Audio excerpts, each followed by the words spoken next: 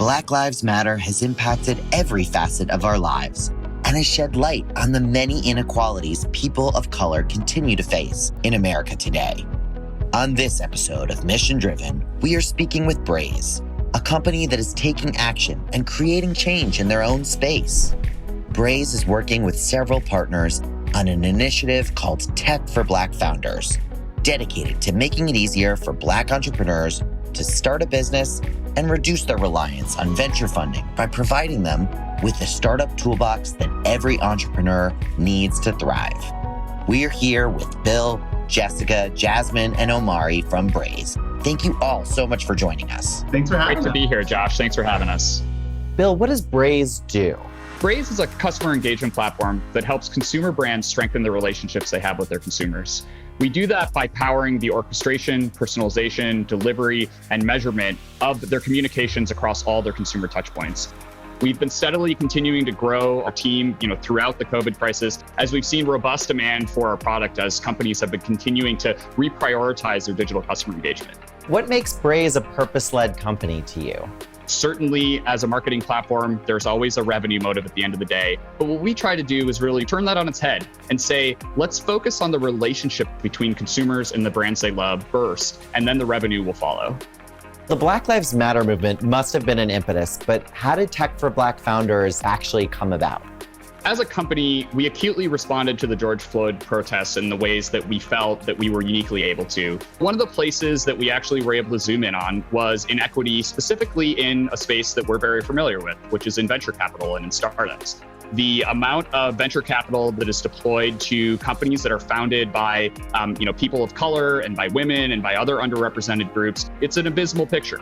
And one of the things that we wanted to do was make sure that even if they're not getting backing from the venture community, that these companies that are being founded by people in these underrepresented groups are still able to access sophisticated technology that will help them be successful. How many have signed up so far for Tech for Black Founders? We've had over 60 applicants, and the hardest part really is understanding which of those 10 can we accept and push forward with in the first wave. Because in the ideal state of things, we can work with all over 60 companies, but that would actually be more detrimental to their success. For sure. Jessica, I understand that in the midst of this pandemic and protests, the Braze launched new core values. What are they, and what prompted you to launch them now? We actually decided in December of 2019 at an exec offsite that it was time to think about our values. The values were important for us to connect with our employees during this time, especially while remote, for us to be able to say who we are and all come together as one community. There are 6 core values. The first is take your seat at the table and bring your unique contributions and your talents and your perspective to that seat. The second is don't ignore smoke. It's our version of if you see something, say something. Shape the future is another one of our values, and that's all about our vision for who we're trying to be, and we need everybody on that journey.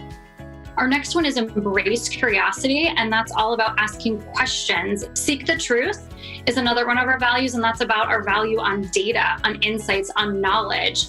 And last is be a human. We are kind to one another, and we operate with integrity and empathy. That's awesome, you guys. Omari, why is culture so important at Braze?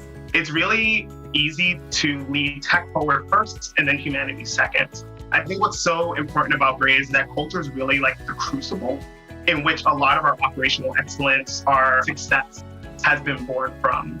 It's something as simple as like having an entire Slack group dedicated to just cats. It's those things there that increase areas like camaraderie, friendship, and family.